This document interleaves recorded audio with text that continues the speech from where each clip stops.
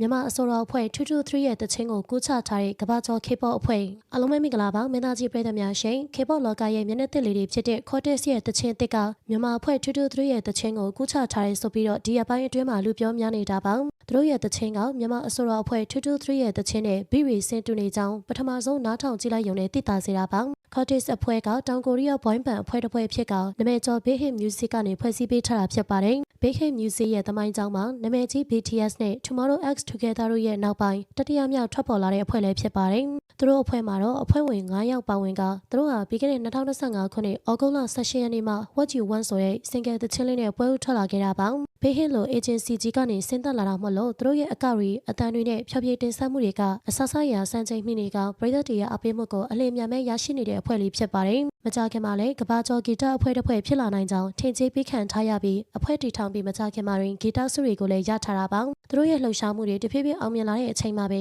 လက်တလုံးမှာမြန်မာအစိုးရအဖွဲ့ရဲ့တခြင်းကို copy ထားတယ်ဆိုပြီးထောက်ပြလာခဲ့တာပါ။ Cortez အဖွဲ့ကလက်တလုံးထွက်ရှိထားတာတစ်လပဲရှိသေးတဲ့ TNT ဆိုတဲ့တခြင်းနဲ့မြန်မာနိုင်ငံက223အဖွဲ့တို့လွန်ခဲ့တဲ့တစ်နှစ်ကျော်ကတည်းကထွက်ရှိထားတဲ့ The Wall ဆိုတဲ့တခြင်းနှစ်ပုဒ်ကအတော်လေးကိုဆင်တူနေတာပါ။အချိန်ကွာဟချက်အရမြန်မာအဖွဲ့ကအရင်ထွက်ရှိထားတာလုံးဝသိကြနေတဲ့အတွက် Cortez တို့ကတော့မြန်မာတခြင်းကိုကူးချပြီးဆိုပြီးပြည်သက်တွေကြားမှာအကြီးကျယ်ညှင်းခုန်မှုတွေဖြစ်လာပါတော့တယ်။အရင်ကတော့မြန်မာတခြင်းတွေကနိုင်ငံခြားတခြင်းတွေကို copy ရပေမဲ့အခုတော့နိုင်ငံခြားကတခြင်းကမြန်မာတခြင်းနဲ့တိုက်ဆိုင်စွာတူညီနေတာပါ။မြန်မာနိုင်ငံမှာတော့223ဆိုတဲ့အဖွဲ့ကိုသိတဲ့သူနည်းပါသေးတယ်ရှင်။သူတို့အဖွဲ့က mainstream ထဲမှာရှိမနေပဲကိုယ့်ဘက်သားကိုဖန်တီးအားထုတ်နေကြတဲ့လူငယ်အဖွဲ့လေးတစ်ဖွဲ့သားဖြစ်ပါတယ်။ကမ္ဘာအစိမ့်မီ K-pop agency ကြီးကတခြင်းထုတ်လုပ်တဲ့သူတွေကမြန်မာနိုင်ငံကတော့လူသိမ့်မသိသေးတဲ့တခြင်းလေးတစ်ပုဒ်ကိုဒီကူတကလိုက်ရှာပြီးကူးချပါမလားဆိုပြီးတော့ Cortez အဖွဲ့ဘက်ကနေကာကွယ်ပေးသူတွေလည်းရှိပါတယ်။ဂီတလောကရဲ့သဘောတဘာဝကိုသိချနားလည်သူတွေအတွက်ကတော့ Cortez ကကူးချထားတာမဟုတ်ပဲတီလုံးတူညီသွားတယ်လို့ပဲသုံးသပ်နေကြတာပါ။ Music production လောကမှာ Beat Makers တွေက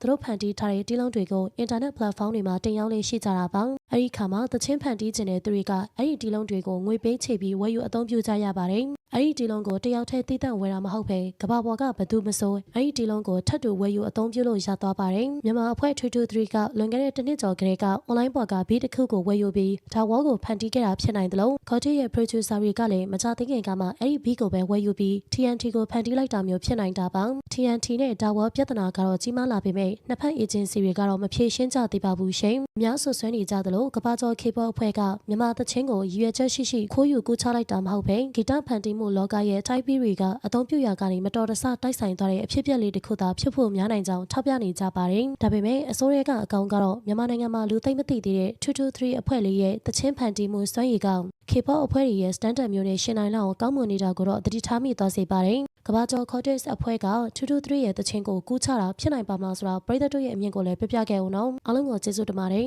ဆက်လက်ပြီး celebrity သတင်းများအတွက်ကျမတို့ရဲ့ page ကို like and follow လေးလုပ်ခဲ့ကြပါဦးနော်နေ့ရက်တိုင်းအတွက်ပျော်ရွှင်ပါစေ